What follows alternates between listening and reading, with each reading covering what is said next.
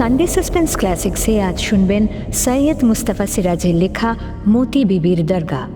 গল্পটি radio Mirchi Sunday সাসপেন্সে প্রথম প্রচারিত হয় 10ই মার্চ 2013 সালে। শুরু হচ্ছে মতি বিবির দরগা।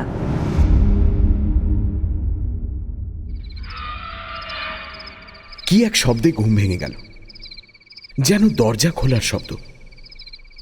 চোখ খুলে দেখি ঘর অন্ধকার। একটু অবাক লাগলো। আমার অভ্যেস জানলা খুলে রাখা। কেন জানলা বন্ধ করে শুয়েছি কয়েক মুহূর্ত ভেবেই পেলাম না। তারপর হঠাৎ মনে পড়ে গেল সব কথা। অমনি ওঠার চেষ্টা করলাম, কিন্তু পারলাম না। শরীরে এতটুকু জোর নেই। মাথার ভেতরটা শূন্য লাগছে। তেষ্টাও পেয়েছে, তাই ওঠা দরকার।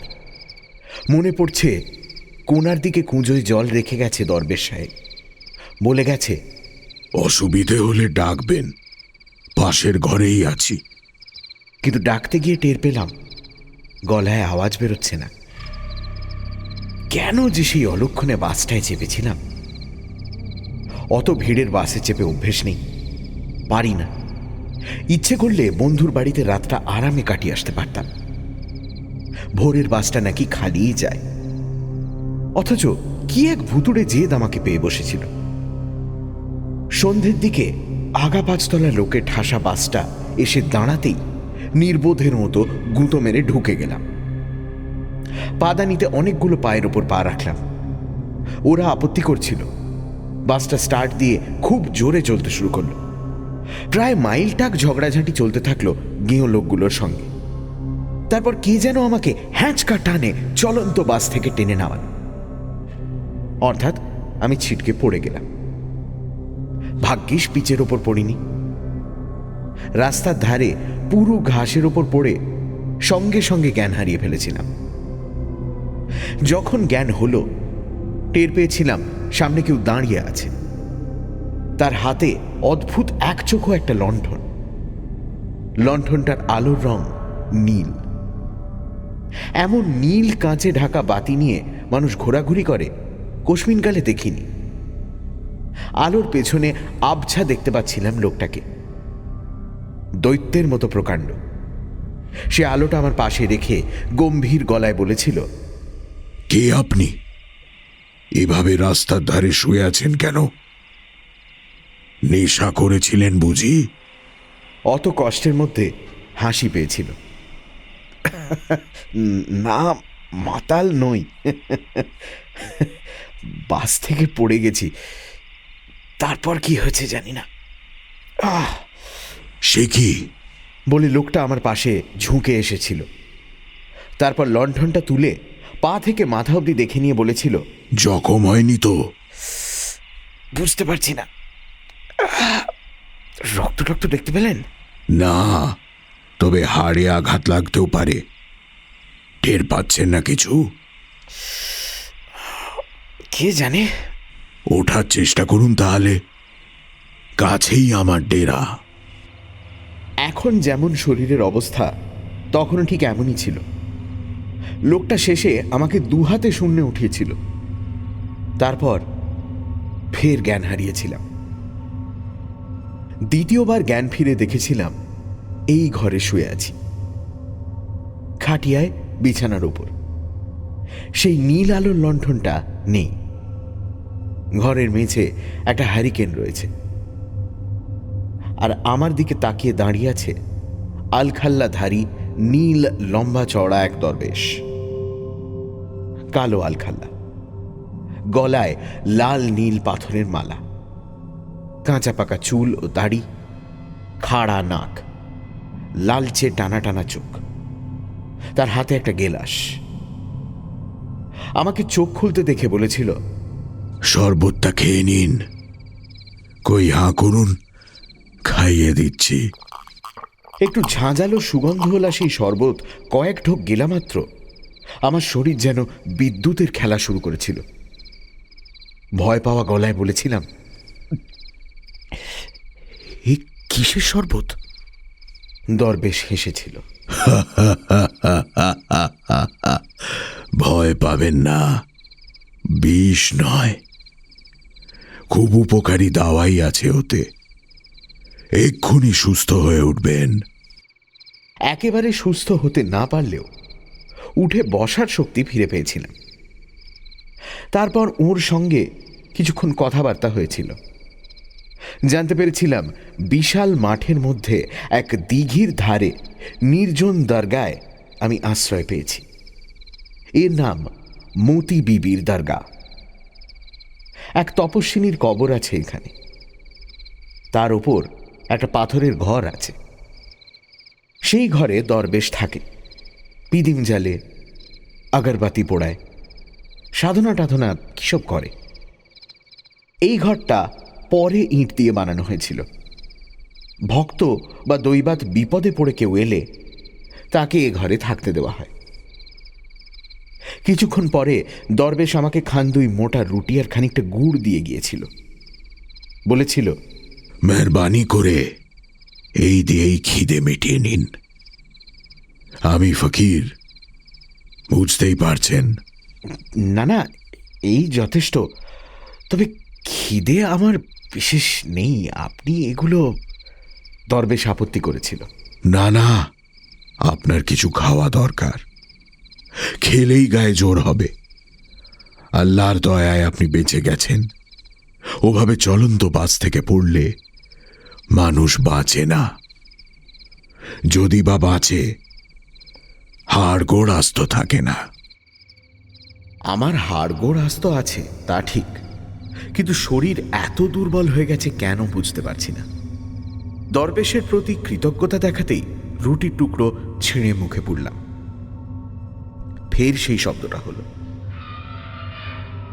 খুব পুরনো জং ধরা লোহার কপাট খোলার মতো শব্দ, কিন্তু কিছুটা চাপা। ঘুরঘুরটি অন্ধকার ঘর। অন্তত তেষ্টা মেটানোর জন্য যথাশক্তি চেষ্টা করলাম উঠে বসতে। তারপর মনে পড়ল পাঞ্জাবির পকেটে দেশলাইয়ের প্যাকেটটা আছে, সিগারেটও আছে। পাঞ্জাবিটা মাথার কাছে রেখেছিলাম। অতি কষ্টে হাত বাড়িয়ে দেশলাই আর প্যাকেটটা বার করলাম। দেশলাই জেলে কুঁজোর কাছে গেলাম। মাথা ঘুরছে। পর মুহূর্তে মনে হচ্ছে আবার জ্ঞান হারাবো। কুঁজোর মুখে গেলাস আছে। দেশলাই কাঠিটা নিভে গেল। আন্দাজ করে জল ঢেলে চোঁ চোঁ করে গিলে ফেললাম।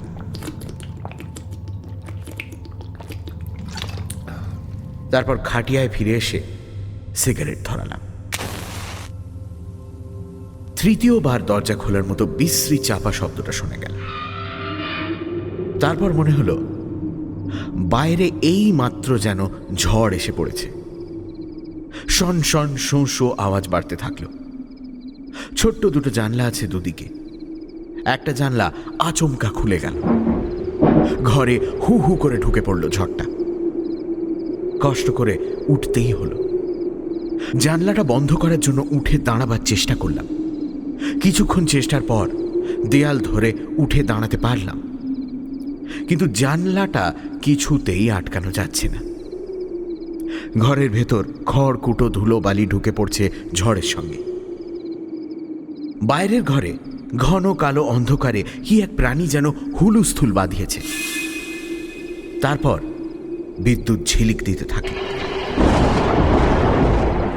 বাজ পড়ল কাছাকাছি কোথাও। তখন ভাঙা গলায় ডাকার চেষ্টা করলাম, দরবেশ সাহেব, দরবেশ সাহেব। কোনো সাড়া এলো না। দরজা অনুমান করে পা বাড়ালাম। দরজাটা খুঁজে পাওয়ার পর যেই ছিটকিনিটা খুলতে গেছি, কানে এলো চেরা গলায় সুর করে কেউ গান করছে বাইরে। এই দুর্যোগের রাতে নির্জন দরগায় দরবেশের হঠাৎ গান করবার ইচ্ছে কেন জানি না। দরজা খোলার সঙ্গে সঙ্গে ঝড় যেন হাত বাড়িয়ে আমাকে টেনে নিল। বারান্দায় ছিটকে পড়লাম। দাঁতে দাঁত চেপে মনে মনে বললাম, আমার জ্ঞান হারালে চলবে না, মাথা ঠিক রাখতেই হবে। বারান্দার সামনে বিদ্যুতের আলোয় ছোট্ট একটা উঠোন আর ইদারা চোখে পড়ল। দরবেশের ঘরের দিকে দেওয়াল ধরে এগোতে গিয়ে হঠাৎ চোখে পড়ল বিদ্যুতের আলোয় মুহূর্তের জন্য একটা সাদা ঝলসানো মূর্তি, এবং মূর্তিটি স্ত্রীলোকের, তাতে ভুল নেই। ইদারার ধারে দাঁড়িয়ে আছে। সঙ্গে সঙ্গে ভয় পাওয়া গলায় চেঁচিয়ে উঠলাম, কে কে ওখানে? ফের বিদ্যুৎ ঝিলিক দিল। ফের দেখতে পেলাম মূর্তিটা, কিন্তু এবার সে ইদারার দিকে ঝুঁকে রয়েছে। ভূতে বিশ্বাস নেই, কিন্তু ভয়ঙ্কর রাতে নির্জন দরগায় সেই বিশ্বাসের ভিত্তিটা নড়বড়ে হতে বাধ্য। ওদিকে সেই চেরা গলায় গানটা সমানে শোনা যাচ্ছে। আমি মরিয়া হয়ে ফের দরবেশকে ডাকলাম। তারপর দরবেশের ঘরের দরজায় জোরে ধাক্কা দিলাম। দরজাটা খুলে গেল। ভেতরে পিদিম জ্বলছে কালো একটা বেদির শিয়রে। দরবেশ নেই। এদিকটা ঝড়ের উল্টো দিক, তাই ঘরে ঝড়টা ঢুকছে না। ইদারার ধারের মেয়েটিকে ভূত ধরে নিয়েই আমি আক্রান্ত প্রাণীর মতো ঘরে ঢুকে পড়লাম এবং কাঁপতে কাঁপতে দরজা বন্ধ করে দিলাম।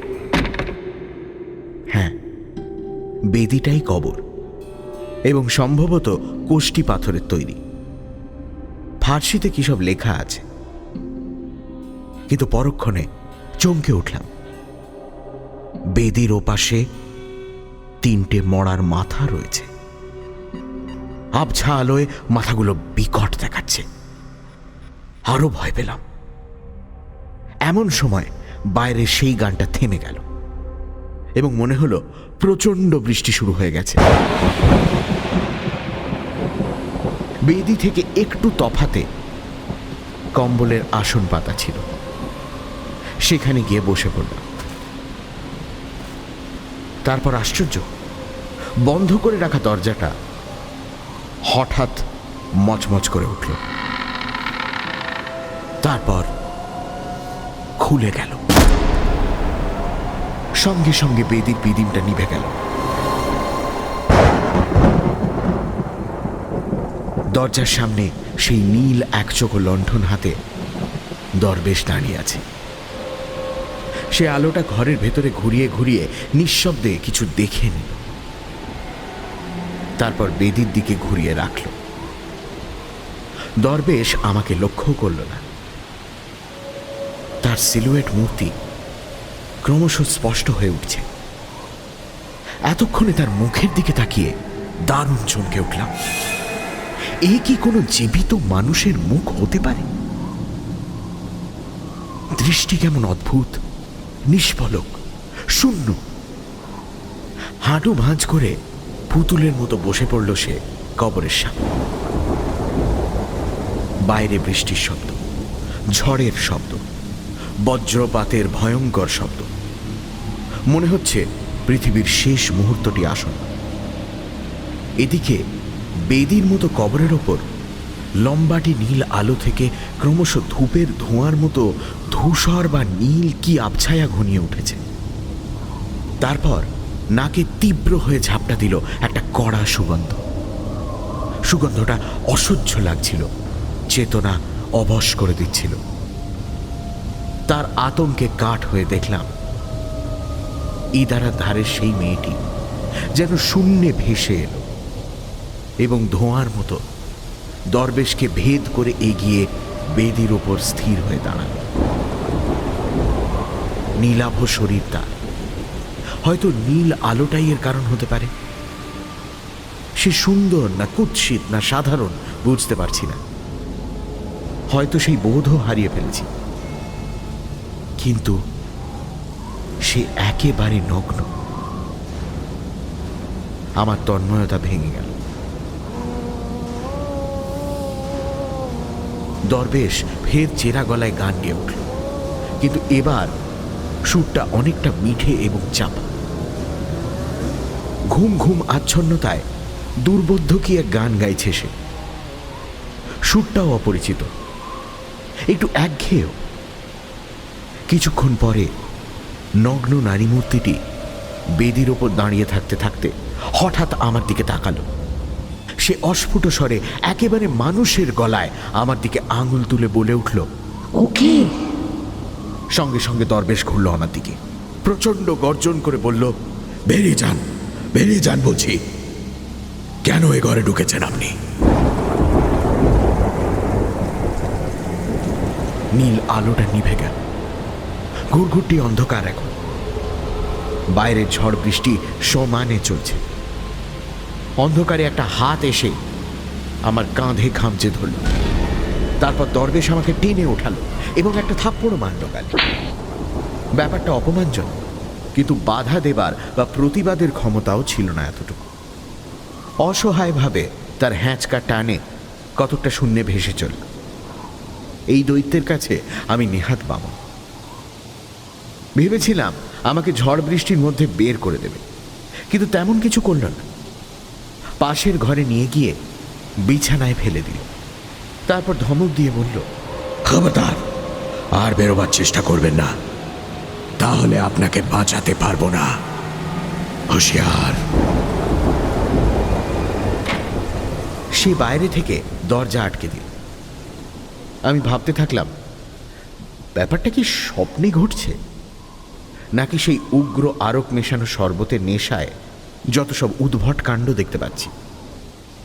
কিন্তু না তো, আমি সজ্ঞান পুরোপুরি, যদিও শরীরে প্রচণ্ড দুর্বলতার দরুন মাথাটা ঝিমঝিম করছে। দেশলাই আর সিগারেটের প্যাকেট বিছানায় রেখেছিলাম। খুঁজে নিয়ে প্রথমে লণ্ঠনটা জ্বাললাম, তারপর সেই জানলাটা বন্ধ করে দিলাম। ঘরের মেঝে যথেষ্ট বৃষ্টির ছাঁট এসে পড়েছে ততক্ষণে। বিছানার একটা পাশ ভিজে গেছে।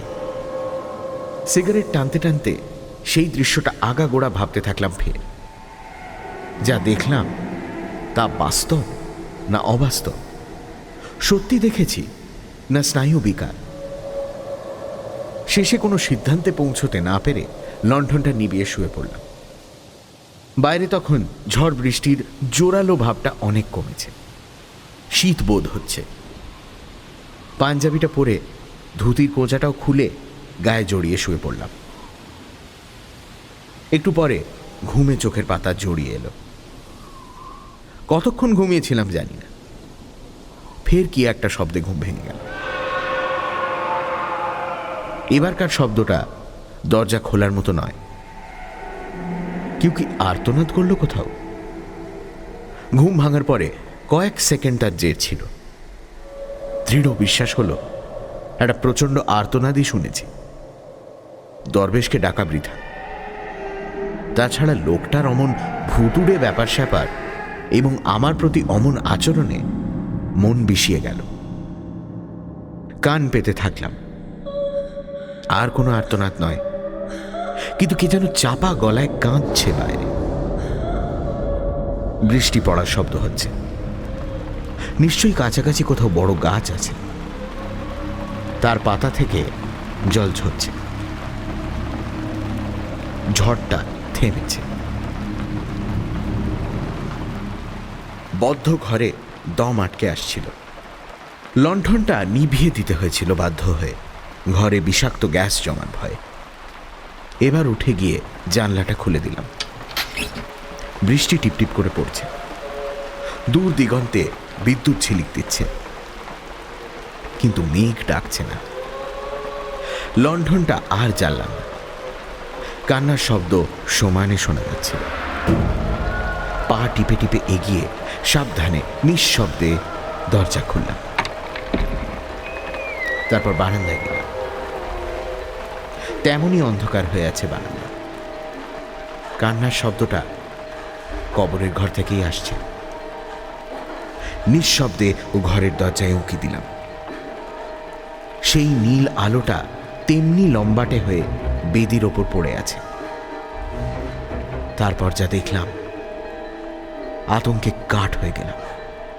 এত ভয়ঙ্কর দৃশ্য কখনো দেখিনি।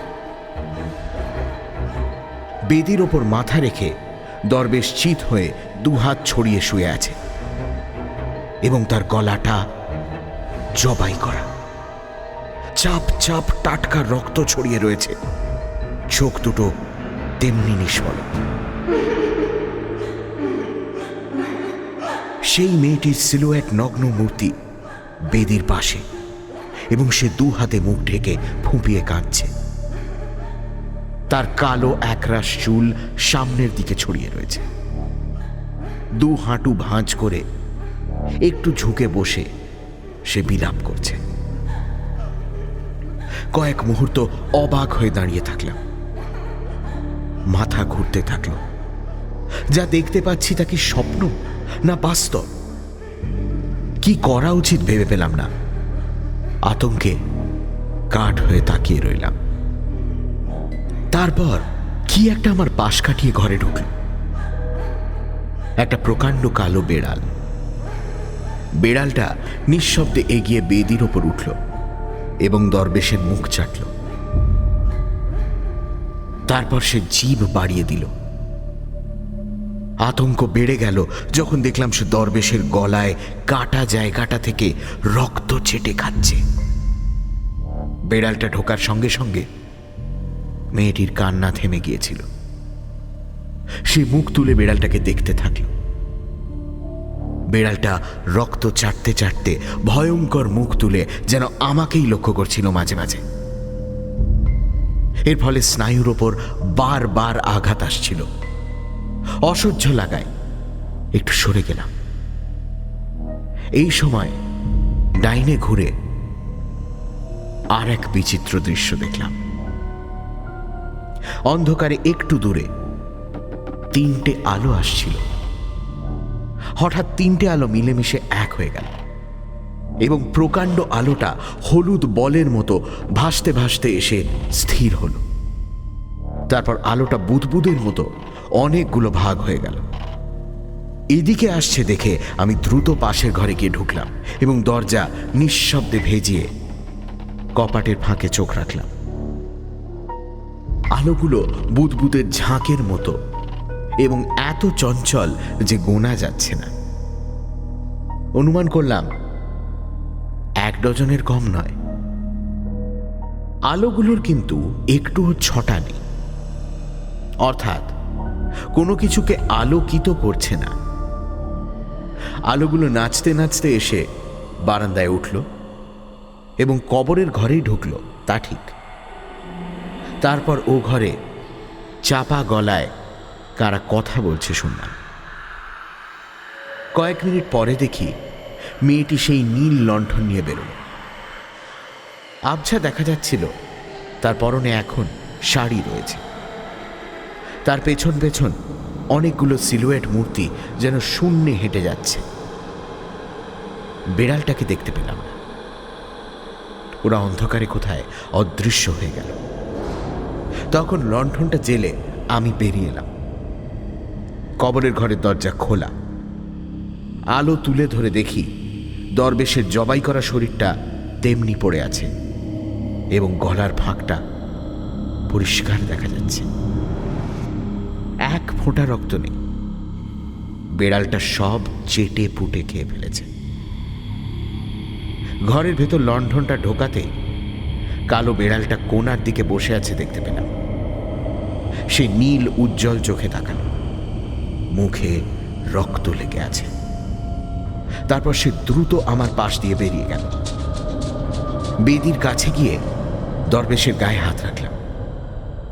আলখাল্লাটা ভিজে রয়েছে, নাড়িতে স্পন্দন নেই, বরফের মতো হিম শরীর। হঠাৎ সেই সময় চোখ গেল সেই তিনটে মরার মাথার দিকে। তিনটে মুন্ডু নড়তে শুরু করেছে। নড়তে নড়তে বলের মতো তারা আমার দিকে গড়িয়ে আসতে থাকলো। আর সহ্য করতে পারলাম না। লণ্ঠনটা তাদের উপর ছুঁড়ে মারলাম। কাঁচ ভেঙে গেল, তেল ছড়িয়ে আগুন ধরে গেল। তার মধ্যে মুন্ডু তিনটে নাচতে থাকলো। এক লাফে আমি বারান্দায় পৌঁছলাম। তারপর অন্ধকারে কিভাবে যে এগোলাম বলার নয়। আছাড় খেলাম কতবার। কাদায় জলে জামা কাপড় আর শরীর যাচ্ছে তাই মাখামাখি হলো। কিছুটা এগিয়ে আবছা ধূসর আলোয় ভরা মাঠে পৌঁছলাম।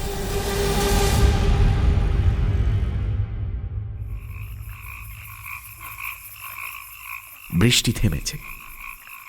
আকাশের দক্ষিণ পশ্চিম কোণে এক টুকরো ভাঙা চাঁদ বেরিয়ে এসেছে। সামনে পিচের পথটা দেখা যাচ্ছিল। সেখানে গিয়ে ঘুরে দাঁড়ালাম। দরগার এদিকটা বিশাল পাহাড়ের মতো দেখাচ্ছে, কালো হয়ে আছে।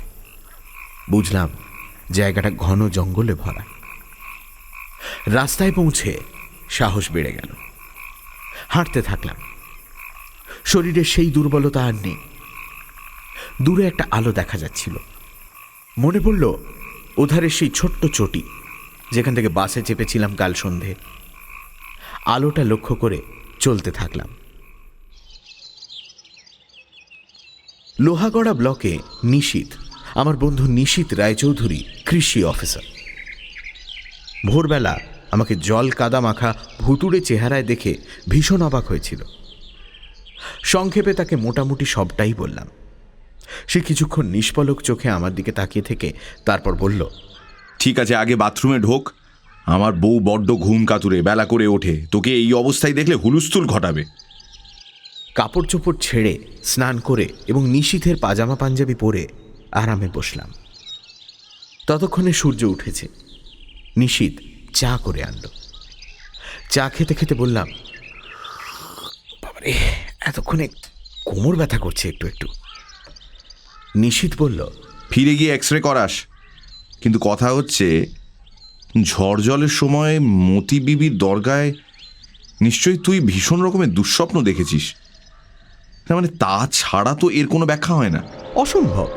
দরবেশের ডেড বডিটা নিশ্চয়ই এখনো আছে, বরং পুলিশে খবর দেওয়া যাক। নিশীথ হাসল। কি বলছিস? ওখানে কেউ থাকে না, সেরকম কোনো ঘরটরই নেই। তবে একটা কবর আছে বটে, এবং সেটা কোষ্টি পাথরে তৈরি।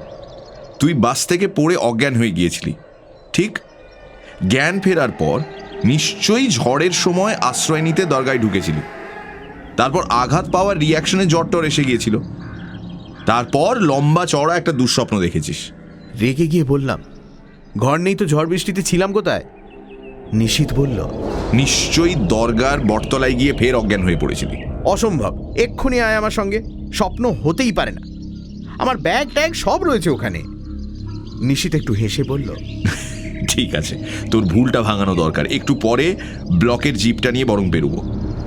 মুর্শিদাবাদ সাঁওতাল পরগনা সীমান্তের এই দরগাটার নাম হল লোহাগড়া, বারমাডি রোড। বারমাডিতে রেল স্টেশন আছে। সেখান থেকে আমার বাড়ি পৌঁছানোর অসুবিধে নেই। তাই নিশীথের বউয়ের কাছে দ্বিতীয় দফা বিদায় নিয়ে বেরোলাম। হাসতে হাসতে বলল, আপনি আবার ভূতের পাল্লায় পড়ে ফিরে আসুন, তবে আপনার বন্ধুর সাহসটা বড্ড বেশি। দেখবেন সেই মেয়েটির প্রেমে পড়ে দরগায় না থেকে যায়। ও আবার ভীষণ ভক্ত নিউডের। দেখছেন না কত নিউড আর টেবিলে সাজিয়ে রেখেছে।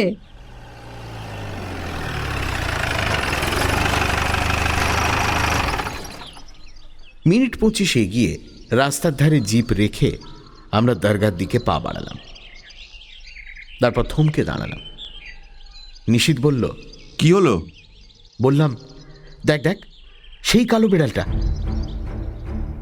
একটা কালো বেড়াল ভাঙা চোড়া প্রকাণ্ড চত্বরে বসে একটা থাবা তুলে গাল চুলকোচ্ছে। চত্বরের মাঝখানে কোষ্টি পাথরের কবর। বেড়ালটা থাবা নামিয়ে আমাকে দেখতে লাগলো। কিন্তু কি আশ্চর্য, সেই কবরটা, ফার্সিতে লেখা ফলকটাও। কিন্তু এ তো ফাঁকা জায়গায় রয়েছে। ওপাশে একটা প্রকাণ্ড বটগাছ।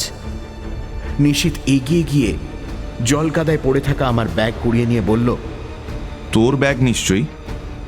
এই সময় ড্রাইভারটা একটু কেশে বলল, স্যার, শুনেছি এখানে এক ফকির থাকতেন, পরে তাকে খারাপ মার্ডার করেছিল। মেয়ে মানুষ নিয়ে গন্ডগোল। শুনে আমার মাথা ঘুরতে লাগলো। ব্যস্ত হয়ে বললাম, নিশীথ, চলে আয়।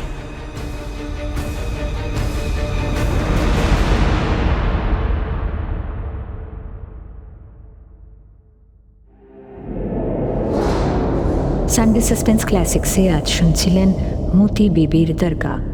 রচনা সৈয়দ মুস্তাফা সিরাজ।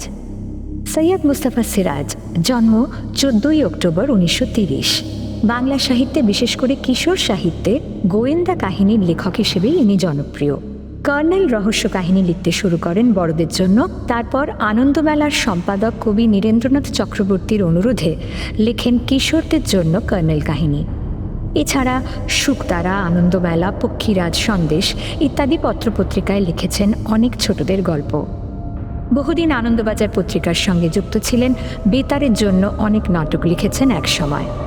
4 সেপ্টেম্বর 2012 সালে তার মৃত্যু হয়। মতি বিবির দরগা গল্পটি আমরা নিয়েছি তারা অশরীরী এই বইটি থেকে। গল্পের কথক এবং দরবেশের চরিত্রে দ্বীপ, দরবেশের গান নিশীথ ও ড্রাইভার মীর, শব্দগ্রহণ, আবহ সঙ্গীত এবং স্পেশাল এফেক্টসে Richard, poster design Abhibrata Sarkar, গল্পের সূত্রধার, মহিলা কণ্ঠস্বর এবং পরিকল্পনা ও পরিচালনায় ইন্দ্রাণী।